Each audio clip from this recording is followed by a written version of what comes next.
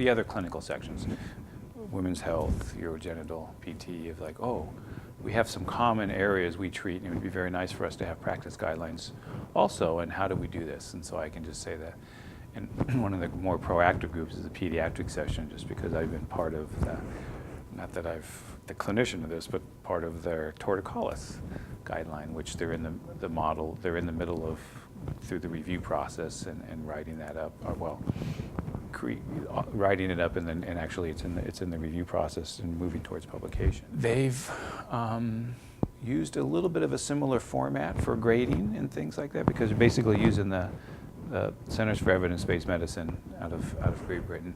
But it can be a little creative with some of they're using more of the grade method of this quality that we kind of mentioned for the revision, because there wasn't as many articles as some of the stuff for orthopedics, some of the common regions, so it was easy for them to take that more limited numbers and do more of a quality assessment of that. The quality was a little more varied in the literature, so it was, I think they're using the grade method was a little more, they thought it was a better representation of the literature. It can adapt, and actually it looks like pretty kind of an interesting guideline. It would certainly help me. It would certainly jumpstart my knowledge base and give me strong references to build upon my knowledge of, oh, here's the standard of care.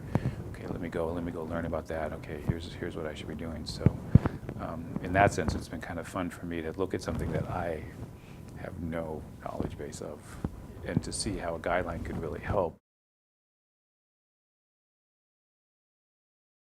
This is a big need, and it's exciting to think, oh, now how do we best use our resources so we aren't all inventing the same wheel? Kind of on the same page, because now it's how do you best use our resources as rehabilitation specialists, physical therapists, how do we best use that?